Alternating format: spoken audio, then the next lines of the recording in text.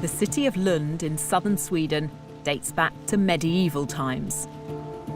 Over the centuries, it's witnessed plenty of change, but now there's a whole new sort of evolution going on. I'm here to meet some of the thousands of people in the country who are adapting their own bodies, who are inserting microchips under their skin. It means they may never have to carry a house key, train ticket or bank card ever again.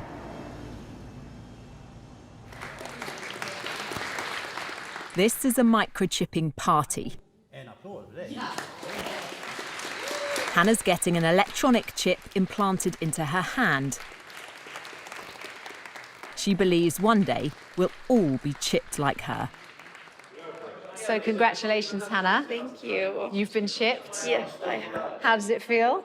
It feels good. I'm excited to see what I'll be able to do now. Can I touch it? Yeah, you can feel it there. I feel like this is the future. It's the next big thing that's going to happen. Happy cyborg birthday. Happy cyborg birthday to you. Thank you. Congratulations.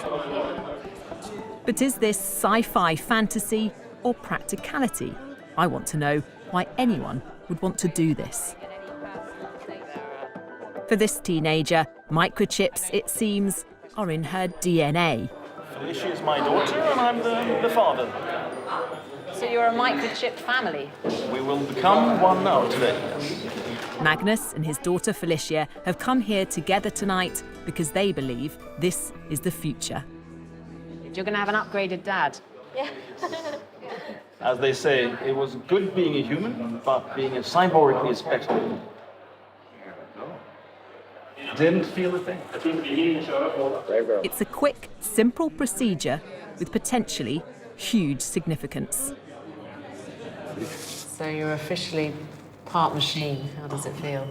This is awesome. How cool is that? Good job. Do you think in a few years' time, in a decade perhaps, we'll all have things like this? Yes, of course. I really do think. For around £130, anyone can get a tiny microchip like this inserted just beneath the skin in their hands. I can't help feeling a bit squeamish about it, but maybe I'm just behind the times.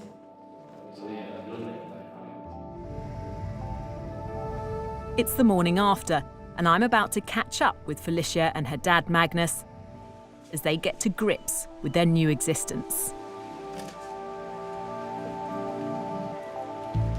So when you woke up this morning, was it the first thing that came to your mind? How did you feel? I felt a little bit strange because now I'm a cyborg and it feels pretty cool. The chips in their hands use near-field communication, the same technology that allows you to pay with a contactless credit card. They can be read by a device like a smartphone. So here I've stored my business card on my phone with my details, phone number, email address, other stuff, blood group even. So what's the benefit of that? When I get customers or suppliers at work, they ask for my business card and I say, scan me. Aren't there risks involved in that as well? Couldn't somebody pass you by and take all that Scan me. information? Yes, it is in theory possible, but you have to be really, really close. But the main thing I think is that I choose myself what I want to store on this chip. The people I've met so far don't seem to have any concerns about blurring the lines between man and machine. Hannes has made it his mission to convince more of us to get microchipped. He's what's known as a biohacker, someone who wants to improve their body with technology. What's wrong with just having contactless payment cards? We've all got phones. We've all got a set of keys. What's the point? The point is to reduce the hassle of exactly these things. Isn't that just the ultimate laziness? No, it's convenience. And convenience is a pretty powerful force. I mean, in the morning, every morning, when you stand there, going out your front door, you check your purse or your pockets. Okay, do I have my wallet, my charger, my keys, my phone, all my stuff? What if you could reduce that by half? It would declutter your life. Hannes has helped develop several microchips. He wants us all to hack our biology. Microchipping is, he says, just the start. I want us humans to open up and improve our sensory universe, our cognitive functions, and improve all different dimensions of being human. And there is so much we can do. You want to make us bionic? Indeed. I want to merge humans with technology, and I think it will be awesome. I want to understand why it's people in Sweden who are enthusiastically embracing this idea, when many others might be sceptical. This is a nation of early adopters. Sweden's set to become the world's first cashless society, and the economy here is driven by digital innovation. This national rail company has taken microchipping on board, with 2,500 passengers signing up to use their chip instead of a paper ticket. I've come to the capital, Stockholm, the epicenter of this tech revolution. At this shared office, hundreds of the workers have been microchipped, so no need for a security pass to get in. Per has had his chip for 3 years. So I take my chip and open the door.